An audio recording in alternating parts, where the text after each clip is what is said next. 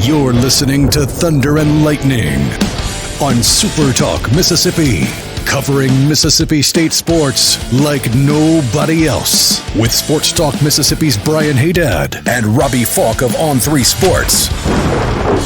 Now get ready for Thunder and Lightning.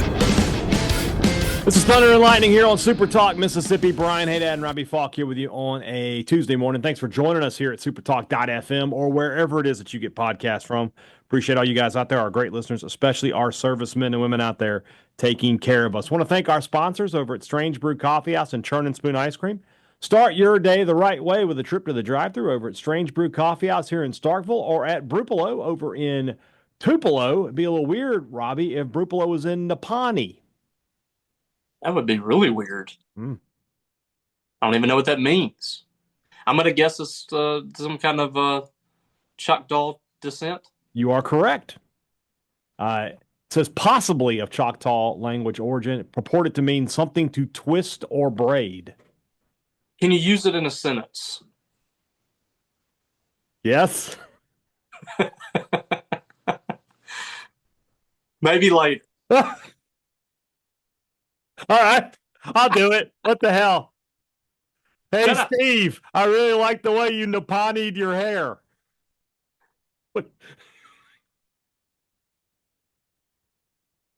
I couldn't resist. Sorry, Steve.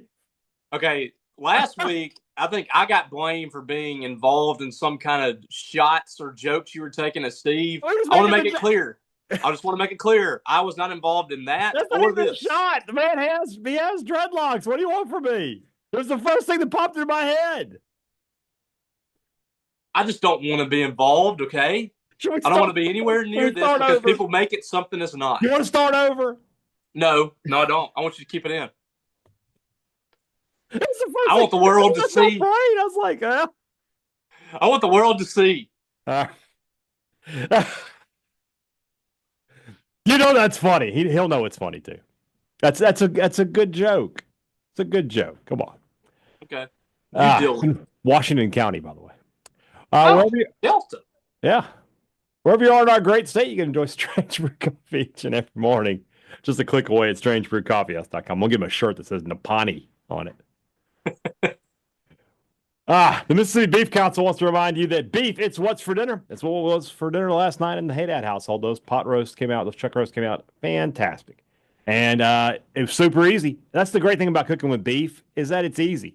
It's you know, if you're cooking steaks, you don't have to cook them very long because, you know, medium rare is good. But if you're cooking a pot roast, let's let that sucker cook. Just put it, you know, out of sight, out of mind. And it comes out delicious each and every time. If you're looking for a weeknight meal, if you're cooking something big on the weekend, whatever it is, make beef the star of the show. Beef, it's what's for dinner, thanks to our friends at the Mississippi Beef Council. College Corner, collegecornerstore.com is the place to find the maroon and white merchandise that you are looking for. Father's Day is coming up, guys. Don't leave Dad hanging. Head over to College Corner to get him the gift that he really wants, a new polo, pullover, hoodie, or hat with the state script, the interlocking, the M over S. It's all right there for you at College Corner. 2 locations in the Jackson area, Ridgeland by Fleet Feet, followed by the Half Shell, or you can shop online at collegecornerstore.com. I don't know why I've spaced out for a second there. Okay. Restaurant Tyler, Starkville's flagship restaurant for lunch, dinner, or Sunday brunch. The best meal in town is always going to be at Restaurant Tyler. We love a lunch at Restaurant Tyler, and you will too. If you are a blue plate person, if you are a real Southerner, you want to have that meat and 2 veg and cornbread, you can't beat the plate at Restaurant Tyler. Fried chicken, fried catfish, hamburger steak, all your Southern favorites right there. And, of course, you can get you a glass of sweet tea to go with that. It doesn't get any more Southern than that. If you want to enjoy a fantastic lunch today, the place to go is Restaurant Tyler.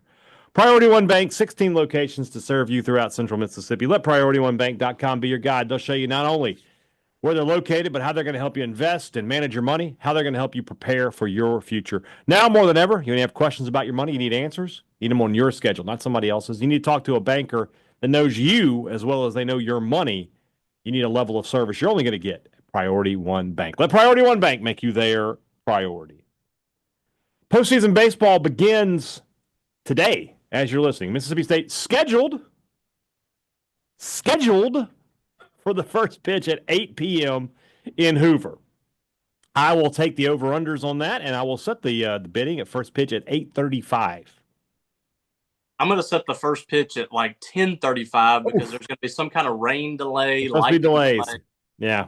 Yeah, we're going to have to deal with that, I think, at some point. Are you headed over there too, correct? Yes, I'll be there Tuesday for sure. And if they somehow go into Wednesday, I'll cover it Wednesday. All right, we'll play it by ear as far as we'll do. So I guess that being said, then Robbie. So what do we want to do then? Do we want to do? Let's get this out of the way now, because tomorrow would be a rumblings day. So that's something you could do. What time are you going to Hoover? Oh, after lunch, probably. Okay, we can do it tomorrow. Okay, so rumblings will go as normal, and then I'll come back in. We'll add a future Brian to handle the baseball portion of things. Okay, that sounds good to me. Done, settled. All right. How should Mississippi State attack the SEC tournament? You and I, we've had this debate so many times, and you made a good point yesterday. You know, two different coaches. John Cohen valued the SEC tournament. He attempted to play his best and win that tournament each and every year he was there. Chris Lemonis, quite the opposite. His national championship team, not only did they go 2-Q, they got run ruled in both games. They couldn't get out of Hoover fast enough. And it's so funny when you talk to Lemonis. He denies it to this day. He's like, no, we were over there trying to play. And the results don't bear you out on that one, Coach. So I'm going to have to go with what my eyes saw. What about Justin Parker? Can Mississippi State gain anything this weekend? Is it just as simple as you could be a 2 seed and maybe an easier regional? That's really all that's on the line for them. They could probably lock up a 2. I think they're already the 2 personally. I may be wrong. Mm-hmm. But I think 15-15 in the SEC, you're going to be inside the top 30 in the RPI. To me, I mean, I feel like that should be enough for a 2 seed. But you beat Texas A&M, perhaps you beat Auburn, you're probably going to be inside the top 30 in the RPI. You're definitely a 2 seed at that point, I would imagine. And then you're at that point also you have 17 conference wins, which is fairly strong. So I guess that you could do that. You could continue the winning run that you're on here, and quite frankly, I think this team is going to want to win. They're kind of in that mode right now where they're enjoying playing baseball. I don't think that they're going to go to Hoover and just lay down and try to get to the regional. Mm-hmm. I think that this team is going to want to continue to win. It might be a different mindset than where the fan base is right now. But I kind of foresee this team going in there and playing their best baseball that they can play. We'll see what happens from a pitching standpoint. But I think this team's going to want to win going in there just to continue to have that feeling that they're getting right now with 9 out of the last 10 games. Tell me if this makes sense. And it makes sense in my head, but I'm pretty messed up. You don't have to win the tournament to keep momentum. I feel like if you go there and you win on Tuesday and you win on Wednesday, and then we didn't mention this issue, but there's a break, right? So if you State's off Thursday, if they're still alive on Wednesday, they don't play again till Friday. Yeah. If you make it to Friday and then you lose there, you've kept your momentum. You haven't given anything away at that point. I feel that's how I look at this. You don't want to go over there and lose that first game, especially to this struggling Texas A&M team. You want to just put them out of their misery, right?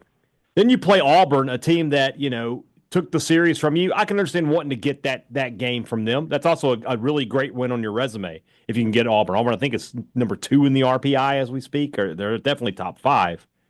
But if you get to Friday, I think you're okay moving on. Now, I will make one caveat to that. If you're playing Ole Miss, you want to beat them. And there's a chance you could be playing Ole Miss there. But I thought they were playing LSU. Is it LSU? Friday. I think that's right. Is LSU – I could be wrong, but I'm pretty sure LSU got a bye to the quarterfinals. Oh, you're correct. Okay. So yeah, I don't know if you would play Ole Miss until either the semis or the finals. I can't remember where they are in the bracket, but they're you're right. You're right. Okay, I was looking at this differently. Okay, my bad. This new format is throwing me off. So, yes, Ole Miss will play. If they advance, they'd play Arkansas, and then State would play LSU. Well, I'm kind of tempted to say the same thing for LSU. I mean, it's not that different. By them. No, it's not now I'm talking myself into. Well, you should just go ahead and win the tournament. I mean, by the time you get to Friday, and you get to that point, probably get back into your regular rotation. Exactly. I mean, you're going to want to win it. Yeah. And at that point, it's a little bit different than the run in 2012. Mm-hmm. Because in 2012, you had to essentially play 6 consecutive days. They played a game against Kentucky, I think, in 2012, and they lost that game. It would have gotten them a bye to the semifinals. And I think that would have made a difference for that team having that day off. Mm. So what it does allow you, it still is going to, I think, will drain your team. Maybe not to the effect of, your team's going to be completely done in a regional, but 5 games in 6 days, that's a lot. That's a lot of wear and tear on your team going into the regional. But from a pitching standpoint, I think it's a manageable situation, especially if you get that Thursday or that Thursday off. Mm-hmm. If you win those first 2 games and then you get it's just a regular weekend series at that point. And all of a sudden you have Pico, Evan Sierra, and Carson Ligon, and that's basically going to be their bullpen days anyway. So, I'm kind of back and forth on this. I don't know if State's going to be able to make. I think they're capable of winning those first 2 games, but I don't know if State's going to be able to make that kind of run. But I'm been kind of back and forth on: do you just need your pitchers to rest this week to get ready for the regional, or should you continue to try to win this thing? Because it's going to be the challenge for Mississippi State these first 2 days, is making it through these games with your weaker arms, I would say, your starters. I don't know who they're starting yet. They haven't announced yet. I would imagine either Noah Sullivan or Jacob Pruitt, maybe Pruitt, and then Sullivan if you win on Tuesday. I'm not 100% certain what they're going to choose to do. Ryan McPherson is an option. Does this make sense to you, by the way? If they start Sullivan on Tuesday, I don't think they would start Pruitt on Wednesday. I think either Pruitt starts the first game or he's not starting. Probably. Yeah, I think Pruitt is probably going to be the option, but I don't know what Justin Parker's going to choose to do. And then, do you want Ryan McPherson coming out of the bullpen? Mm-hmm. Do you want to try to form him into that 4th starter for a potential regional? Mm-hmm. That's kind of the situation you have here, because the first 2 games you will not see your weekend starters. I don't think Justin Parker is going to push any of those 3 on short rest. That right. would be odd. That wouldn't make any sense. Mississippi State doesn't really need a game in this tournament, so there's really no reason to push one of your starters up a day. So I think what you're going to see is just bullpen days on Tuesday and Wednesday, and if you get through those, it would be game on at that point. I mean, it'd be State's weekend starters versus LSU's. I mean, Cade Anderson, I guess. We might finally get that Cade Anderson Pico Khan matchup that we did not get in the regular season because State pushed Khan back a day. Yeah, and did Anderson get hurt or leave the game or something the other day? I may be misremembering, or it might have been another series. I don't recall. I don't know for sure. I don't know, but it would be really interesting. And if you get those 2 games, whatever happens from there for Mississippi State is gravy, because you've won 2 games in the SEC tournament, you advance to the weekend, you're continuing that good feeling that you had, and in the midst of it, you beat a really good Auburn team during that stretch. So I don't know. It's going to be interesting to watch this week. It always is. SEC tournament and how teams utilize their pitching and all that. It always is an interesting thing to me. Yeah, especially with the new setup and the way everything's going to work here with single elimination. I think it's a good thing in that you don't have to worry about overextending your pitching. You at most you're going to lose 1 game, and then it's not about coming back and finding somebody else. None of that. You lose, you go home, you get ready for the postseason. So I think I think State's in a really good spot because they've secured their bid to the postseason. They're not worried. They're not going over there trying to play their way in. Texas A&M is a team that technically they are trying to play their way in. I think they'd have to get deep into the weekend, if not win this whole thing, to get there. But that team might just be ready to call it a day. They really might. And it kind of looks like it. We're going to talk about that in just a moment in an interview I just did with D1 Baseball's Mark Ethridge. We'll get to that in just a second. Before we do that, though, the Ferris Trophy was announced earlier today. It was J.B. Middleton that got the win. I got a text from one of our friends, our friend Caleb Hamill, who's done some play-by-play for Mississippi State baseball.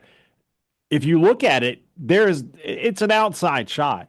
Ace Reese could win the Triple Crown this year in the SEC. He absolutely could. No, it is mathematically. It's mathematically. So he's second in home runs. He's one behind Fisher. He's third in RBI. He's 3 behind Justin LeBron from Alabama. He's third in batting average. He's 5 points behind. I'm sorry, he's 8 points behind the leader, Colby Shelton at Florida. Which can change in 2 games. That can be. It really could, So it's going to look kind of funny if we come back in a couple of weeks and he's won the Triple Crown and didn't win the Ferris Trophy. But at the same time, it really is kind of like. I remember whenever Brent Rooker was going for it, and there was a lot that could still happen. Like his batting average, he could go through a slump and he could fall out of it or whatever. I mean, I think the home runs were pretty safe at the time, if I remember correctly. But it was like the batting average. And then I remember Jake Mangum going for the batting title his freshman year. He was back and forth with the guy at Texas A&M. Mm-hmm. And it's one of those deals like until the season comes to an end, like you don't know on that stuff. But what's really impressive about Ace Reese, and we knew that he was having a really good season, but I don't think it was until the other night when we were really kind of breaking it down where we understood just how good he was. You're correct. I knew he was having a good season, but at no point did I realize. I think you may have tweeted it, or it may have just been on your message board, but you're like, he now shares the SEC home run lead. Now, I literally just had a moment of what he does. He's one behind Fisher now. But listen to what he's done in SEC play only. All right, go ahead. He's batting .402. Yeah, in the SEC, 1.344 OPS. Mm-hmm. He has 49 hits. He has 15 home runs in SEC play, 12 doubles, 37 RBI, 869 slugging percentage. Nice. And 15 walks to 26 strikeouts. The strikeouts, whatever. 475 OBP. He is he's having an unbelievable really season. Really good. Not leading the team in batting average in SEC play. That belongs to Steven Spaletta, who is 2 for 4. Good for him. Yeah. So he's the SEC numbers alone. They're pretty impressive. I can't find the on the SEC website. There is there's a like SEC stats page. Yeah. I don't think there's an SEC only. I could be wrong. It just says all games, but for the entire season, he's been incredible, and he's somehow been even better against some of the best pitchers in the conference. So he's undoubtedly going to be a first-team All-SEC guy when that comes out. I'm very interested to see, like we said the other day, I'm very interested to see what happens with the Player of the Year. Because I do think that Ace has a very good argument for it. I would imagine it would be one of the Aloys or could be Ike Irish, maybe. I don't know, but I mean Reese to me has as good an argument as anybody when you just look at the raw stats. Yeah, I wonder if team success is going to get taken into account there. But I believe it will. I mean, it normally does. So we'll see how that all pans out. All right, let's stay on baseball for just a second here, and we'll go to my interview. I talked earlier today to D1 Baseball's Mark Ethridge. He is, I found out during the interview, he is in Hoover. I should have figured it out. When you look at the background on this interview, he like blurred out his background. I was like, he's in Hoover, but I didn't. I asked just to be sure. So he's there in Hoover. And I'd like to welcome our newest sponsor to the podcast, who will be bringing you all of the interviews we do here on Thunder and Lightning, and that is Allura Modern Wellness. It's a hidden gem in Starkville. It's founded by healthcare veterans Rich and Lisa Lopez. They offer cutting-edge treatment like whole-body cryotherapy, which this particular host of Thunder and Lightning is a big fan of. Coach Ben Howland got me into that, and I'm telling you, for an old guy like me, when I'm sore, when I go out, I exercise, I come back, my back hurts, my muscles hurt. 3 minutes at minus 200 degrees will help you feel better. I don't know why it works. I just know that it does work. But they got a lot more going on over there. That's, super high tech stuff, infrared saunas, LED light treatments, and assisted stretching. Plus, I believe the first stretch is free. So if you go check them out and you say, hey, I want to get my stretch, they set up that appointment. You can do that and see if that's something you want to continue doing, and they can help you out. 821C Highway 12 across from Kroger. It is your local destination for modern wellness. Discover more at AloraModernWellness.com. Let's go now to my interview with Mark Ethridge of D1 Baseball.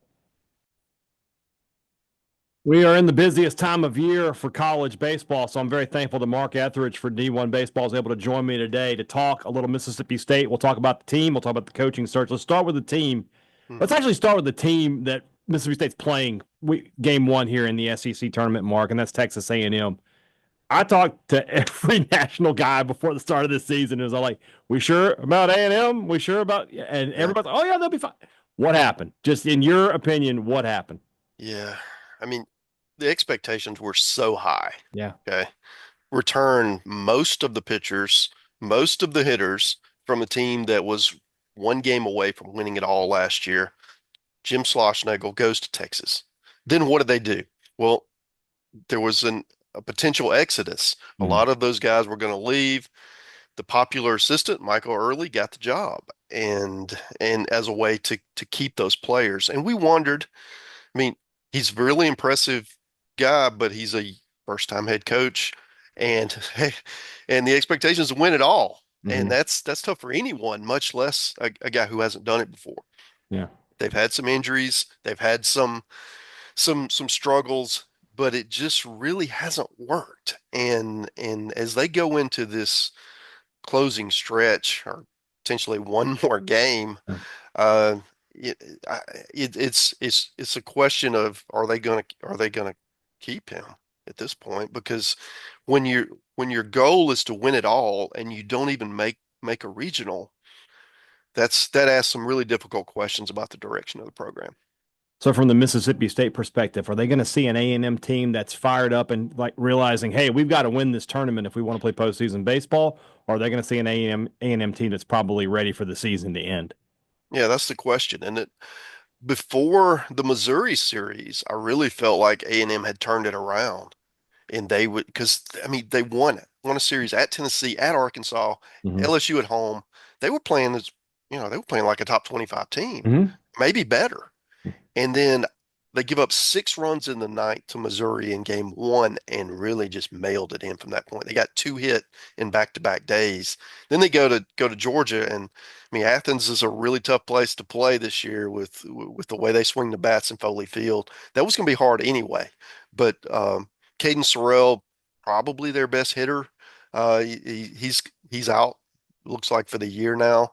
And they just really weren't able to get it done. And I do question, what do they have left in the tank? They had a superhuman effort from Justin Lampkin, who threw I think it was a 2-hit shutout, was 15 strikeouts to win that one game. You can't count on getting that every game, and they're just not swinging the bats well enough. I really think that Tuesday night will be the end for A&M. It's just one of those seasons that we're going to look back on years from now and think about the preseason number one who really disappointed. From the Mississippi State perspective, a great finish to the season. Since the decision to move on from Chris Lemonis, they're 8-1. I'm sorry, 9-1. They've won their last 3 series, 2 of them by sweeps. This past weekend, I don't really know what I expected to have happen up there. I thought State would win the series, but after what A&M did to Missouri, I thought, well, maybe Missouri's got a little spark. No, not so much. I think they're ready for the season to end as well. And so you got a Mississippi State team that's playing really well. They've got some confidence right now. Yeah. I don't know how much of a run you want to make in Hoover, because I think sometimes, Lemonis was famous for let's just get out of there. I don't know what Parker's mentality is going to be, but let's talk about the postseason in general. How deep can a run can this Mississippi State team make the way it's playing right now? Well, there's really 2 ways to look at this. Okay, so there's one perspective that is skeptical of what Mississippi State's doing, right? Because 2 home series, and then you go to Missouri, who holds 2 of their best pitchers for Tuesday. But then the other side of this is they are playing a lot better and they are playing confident. And this is the team that you hope to see all year. And what if this is truly who they are now? Because that's a scary team to face. And if you've got a true ace and the way Sierra is pitched better, I mean, Ligon, I mean, you've got plenty of pieces in the pen and the offense is hitting the ball out of the park, which when Mississippi State has played well, the home runs have followed. Mhm. And I feel like if that's who they are now, then yeah, they'd be a scary team. I think they they certainly went into the series against Missouri kind of bubblish. Well, you can forget about that now. They're Yeah. they're in the field now. It's maybe they're a 2 seed if you go on a run, and I don't know if being a 2 versus a 3 is that much difference as what color jersey you wear, but still, you want to feel better about where you are as a program, and certainly with what Justin Parker's done. I mean, he's not only auditioning for the Mississippi State job, but he's auditioning for his next job, whatever it is. Right. Okay. So if he goes on a run, kind of like Jason Jackson did at Alabama a few years ago when he took over for Brad Bohannon, they ended up having a really strong finish and he elevated his stock. He ended up staying at Alabama, got a big raise to do it. That's something that at Justin Parker is it's in play for him for that next gig, whether it's in Starkville or somewhere else. Ace Reese just named the SEC Player of the Week just a few minutes ago. He had a monster weekend up in Columbia. I thought it would be between him and Hunter Hines. I thought they might give Hines the nod Yeah. with him breaking the record, but no doubt Reese was very deserving.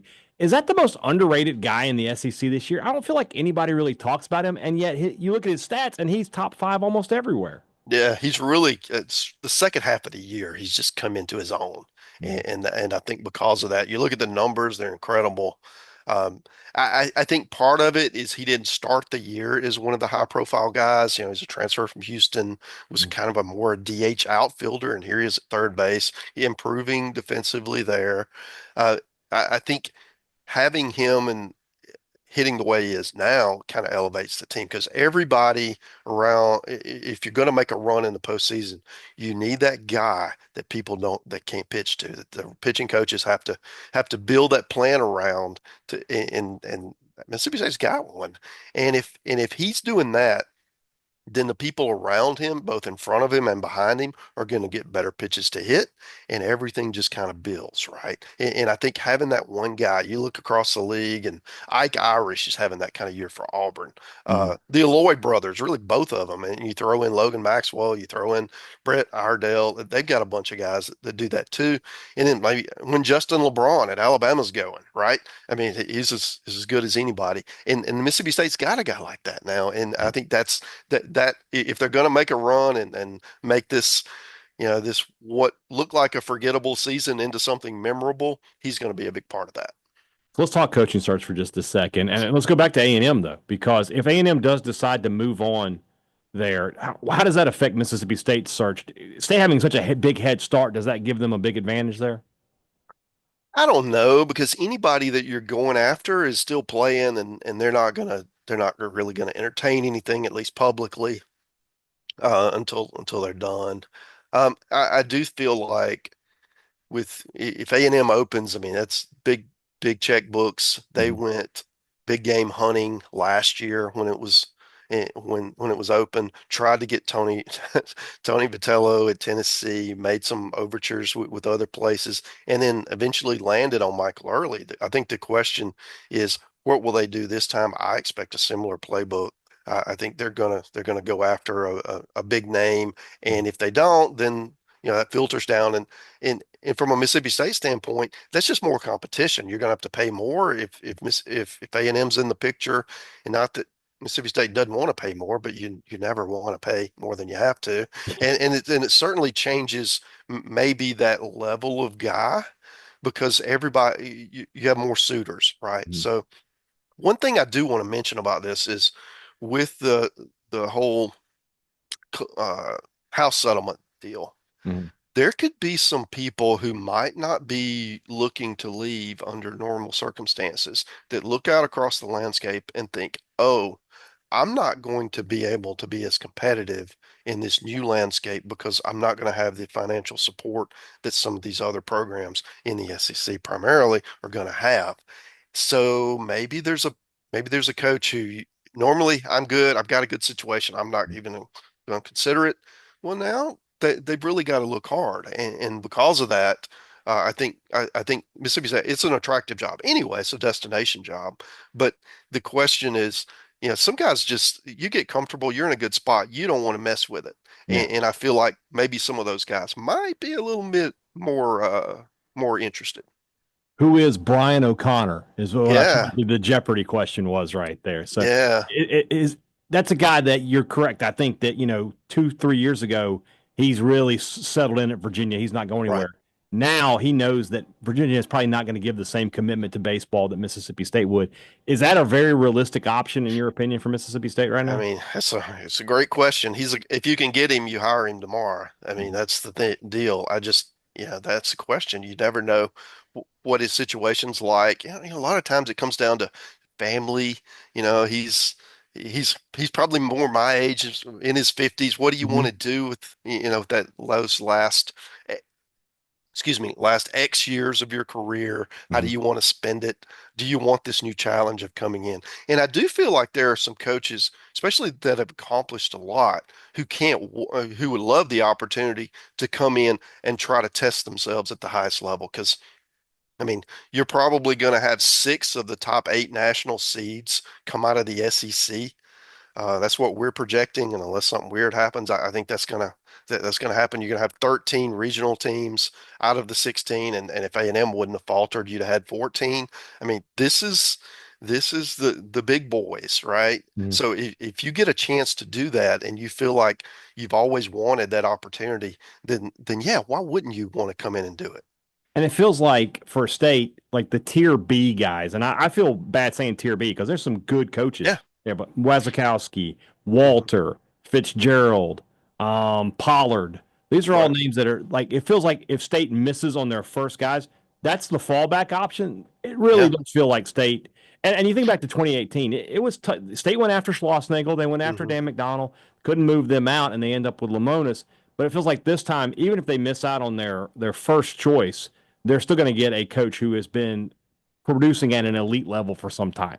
And the landscape has changed. Yeah. Now you've got the portal. Now you've got NIL. The power has consolidated into fewer schools, and if you happen to be one of those schools, like Mississippi State is, you've got a really good shot to have somebody elevate into your role. Where are you headed this week? What conference tournament will you be at? I'll be in Hoover. Ah, Yeah, yeah, can't wait.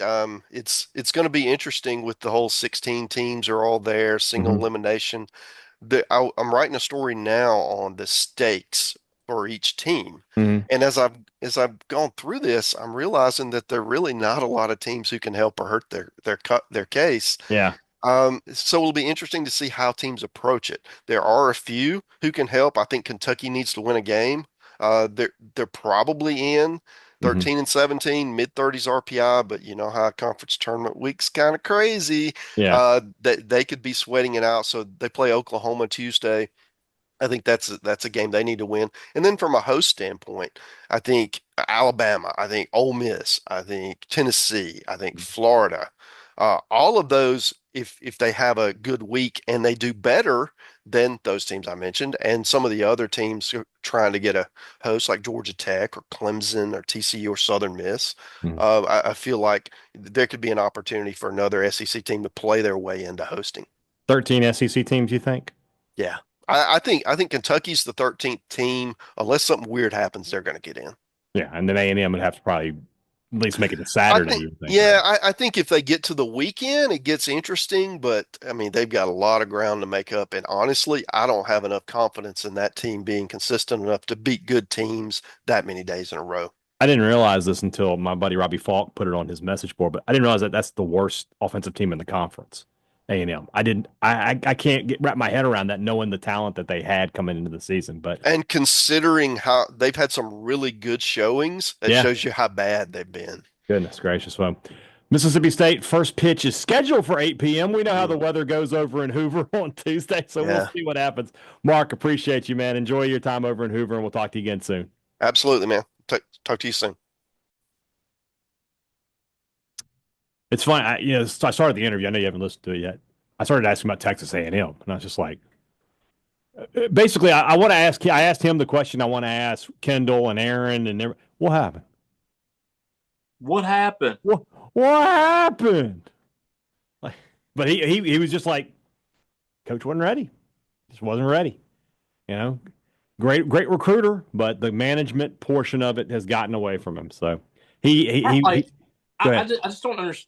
I don't understand like trying to sell your fan base when you've invested that money into that program, going from, in my opinion, a top 3 head coach in college baseball to his assistant, and everybody was just okay with it. Like, you obviously are not pouring in what you say you're pouring in, or you don't care enough about the program if that's your idea. I think they were just so concerned with that they knew what they had coming back, and they didn't want to lose those guys, and so they thought he could just coast it through, and Jace Lavalette and Prager and those guys could just hold it up.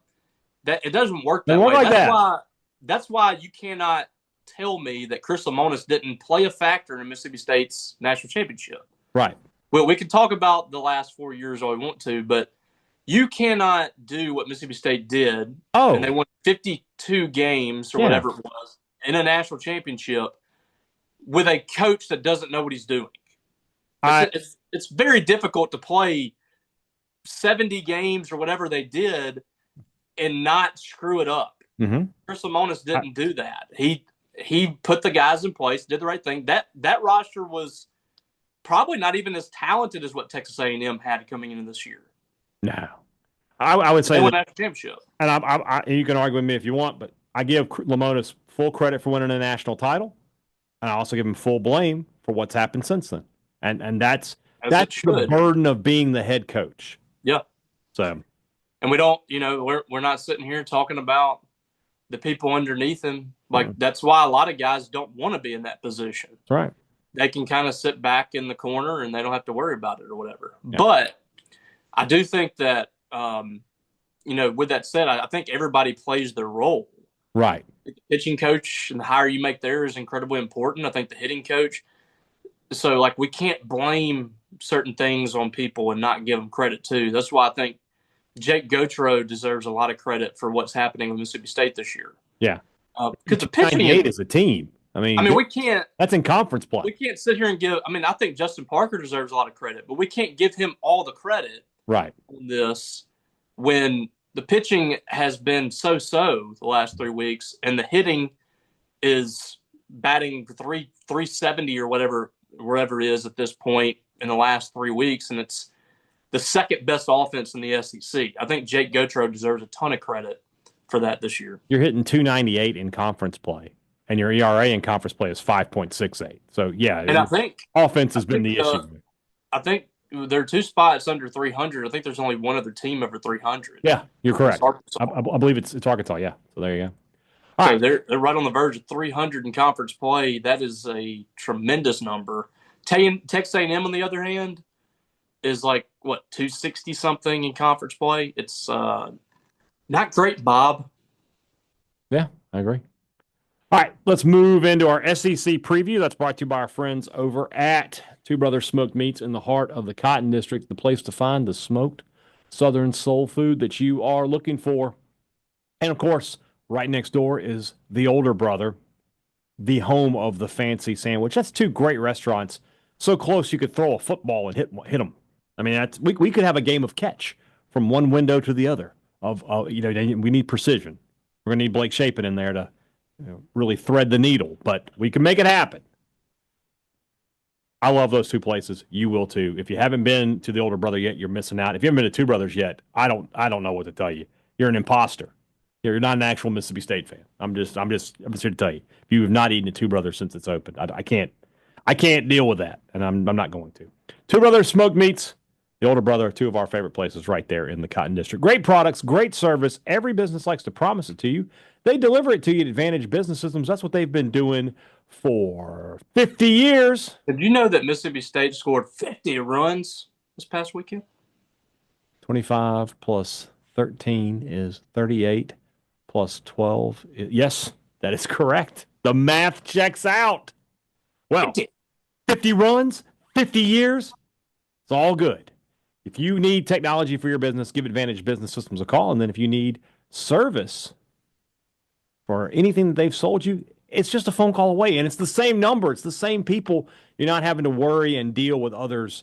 It's all a Mississippi company taking care of another Mississippi company. 601-362-9192 or visit them online, absms.com. Find out how Advantage Business Systems will help your business do business. Anytime you're going to be in Starkville, if you need to pick up, I know how it goes, guys. You come up here with the family to Starkville for whatever reason. They want to go shopping. They want to go get MSU stuff. They want to see what's available. You need to take them to Maroon & Co. Take your family to Maroon & Co. to get the biggest and best selection of Mississippi State gear. Everything you need. Shirts, hoodies, pullovers, sweatshirts, hats, T-shirts. It's all right there. And it's gonna be the biggest and best selection. Nobody else can touch Maroon & Co. Online or in store, our promo code works. Thunder15 to save you 15% off regular price. Next time you're in Starkville, before you go to the game, make sure you go to Maroon & Co. It's hot outside. That means the weather is nice. It means it's blue skies. It means it's time to get out this weekend and do something around the house. If you've got a project that you've been putting off, if you need to mow the grass this weekend, work in the garden, or if you're just wanting to cook out, everything you need to do those things is available at Scruggs Farm Lawn and Garden. And if you really want to get that lawn looking the way it needs to, you need to take advantage of the John Deere Drive Green Spring sales event. 0% financing up to 48 months on gators and commercial mowers. 0% up to 72 months on all John Deere compact tractors. Do not miss out on that. Only got a few weeks left. It's valid through June 2nd, so see your dealer for details. Visit Scruggs Farm Lawn and Garden at 3575 Tom Watson Drive in Saltillo, or you can shop online at scruggsfarm.com. Scruggs Farm Lawn and Garden. They have what you need for less. All right. Robbie wanted to talk hot seat this week because he has picked the Auburn Tigers as our SEC preview this week. Auburn, Hugh Freeze. Did you see his comments, by the way? Oh, yeah, I saw. We got to go to a bowl game this year. Brother Hugh, I think you might need to do a little bit more than that if you want to be safe in your surroundings, my friend. He's already softening the blow. He's a little worried. My favorite, I saw a message board genius post talking about this is why this is what happens when you hire a Mississippi AD. He has Mississippi goals. Like, tried to tell you that. Yeah, well, everybody was celebrating. They were all celebrating. They were taking Mississippi State people listen to us. Auburn. Like, okay, are your standards to be Mississippi State? Because that's what you're hiring over there. Everybody you're hiring is from Mississippi State's athletic department, who continues to compare themselves to Mississippi State while simultaneously acting like they're better than Mississippi State. So I don't know what to tell you about that. This is what you get. Yeah. Well, let's talk about it. What do they get this year, 2025? Here's the Auburn schedule. One of the most intriguing games of the first week of college football. Friday night kick, Auburn at Baylor. Baylor is my dark horse. Baylor is my could-be Indiana team this year. You could look up at them, and they're in the playoff discussion. Aranda really did a good job turning that around. Sawyer Robertson was really, really good for the Baylor Bears last year. It's on the road. Buddy, pal, I like Baylor. I like Baylor to win this one. I do too. I think that the offense is going to be in comfortable spot. Auburn's breaking in a new quarterback. It's going to be on the road. When things go tough, how does Jackson Arnold deal with that with a new offense and kind of breaking off the rust? I like Baylor in this game too. All right. Next couple ones are easy. Ball State and South Alabama at home. You say that. South Alabama's not. Yeah, I think we would take Auburn. I think we would take Auburn, yeah. Then they travel to Oklahoma. The return of Jackson Arnold in Oklahoma. Yes. Who won this game last year? Didn't Oklahoma win? Oklahoma won. Yeah. Did they? Yeah. They did win. They beat Auburn in. They beat them in Auburn. Yeah, they won because they had like a couple of pick sixes in that game. So they beat Auburn and Bama. Yeah, I guess they did. The state of Alabama state champs. They had to split it with Vanderbilt. They, Yeah, Auburn. Yeah, Oklahoma won 27. Yeah, that was okay. So Auburn was up 21-3 going into the fourth quarter. And 27. I'm sorry, they were up 14-10. My bad. So it's not as bad as it sounds. But yeah, they gave up 17 points in the fourth quarter. So they were up 21-10. Okay, so Auburn scored first, and then they scored 17 unanswered. Way to go! Yeah. All right. That being said, I say all that to say I have no faith in Oklahoma this year. I'm going to take Auburn to go on the road and get this win. What gives you faith in Auburn? I got more faith in Auburn than I do in Oklahoma. It's just as simple as that. It's a scary Hadad kind of comment. Last year, and that team was bad, and they went to Auburn and won that game. But you still have more faith in Auburn. Yes, I have more faith in Auburn than There is no coach in America I have less faith in than Brent Venables. That is what I'm saying. But he beat Hugh Freeze last year. He did. I'm just saying I think Auburn is better this year than they were last year, and I don't know that Oklahoma is. I'm just telling you, I just don't think Auburn's going to go 3-9. They're going to win some games. I'm going to give them this one. I mean, okay, I don't know what Oklahoma has is my issue with them. Brent Venables is apparently like taking over the defense, which is usually like the last resort before you get fired. Like you're like, it's like you were not involved at any point until now. Like you're throwing everybody else under the bus, which is a Hugh Freeze thing. I don't know, man. I think I'm going to go with Oklahoma in this. Okay. 2-2. You've got them 2-2, brother. The natives are restless in Auburn in Robbie Faulk's world. Oh yeah, there would not be toilet paper on the trees. No, there'd be somewhere. There would be flames on the trees. All right. Especially when we look at the next week, Robbie. They're at Texas A&M. Oof. I think I'm definitely taking A&M in this. I think we already did, didn't we? We did. We both took A&M to win this game. So you've got them 2-3 before October 1st. 3 losses. 2-4. 2-4 after this. Let's get to that in a minute. Let's get there in a minute. 2-3. I've got them 3-2. Bye week. Oh, hello, Georgia. Okay, I'll just go ahead and tell you something right now, Robbie. Oof. You know how I love to get a coach fired before a bye week, right? You know how that's my favorite thing. Fire them, have the bye week, a week to set everything up, and then you come back the next week. Does Auburn look at this and say, if they lose to A&M, right? Let's just use your scenario. They're 2-3. They know they're losing to Georgia, right? They know that's going to happen. Do they fire him there so they can reset? Or I just don't know is this seat that hot right now? I think coming into the season, because that's kind of the deal. Is like I think it's warm, and if he loses 3 of his first 5 games, it would be scorching hot. I just don't. John Cohen is not really. He had to fire Andy Cannizaro for other reasons. Same with Moorhead. But what like he's not. He's one of those like he likes to let it play out. He's not reactionary in that regard.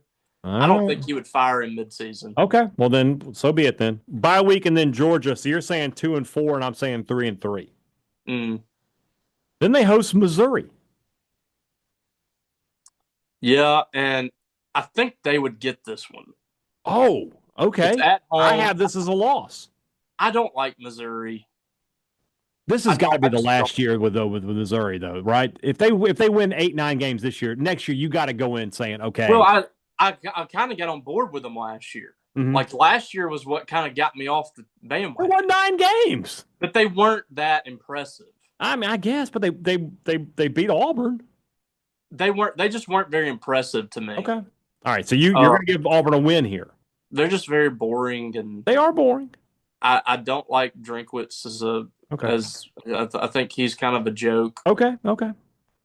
So we're both 3-4 at this point. With that being at home, the thing about Auburn fans is even when they're bad or they're kind of in disarray, they're packing the place out. So the crowd will still be really good and intimidating. I think it'll play a factor. Okay. So we're both 3-4 at this moment. I actually think that they're going to kind of get some momentum back here late in the year. Well, here's where they should pick up some momentum, right? They're at Arkansas. I think they win that. Home against Kentucky. I think they win that as well. Kentucky is awful on the road historically. Unless they're at Vaught Hemingway. And then at Vanderbilt. Can Diego Pavia get him again? Oh, God. Can he get him for the third year in a row? I have this as an Auburn win. I think Auburn gets them this time. I think that the carriage is about to turn back to a pumpkin for Vandy. Yeah, I think so too. It kind of feels like just a little flash in the pan. I think Auburn gets this one. So I think they're right back on track. And then you come into that Iron Bowl.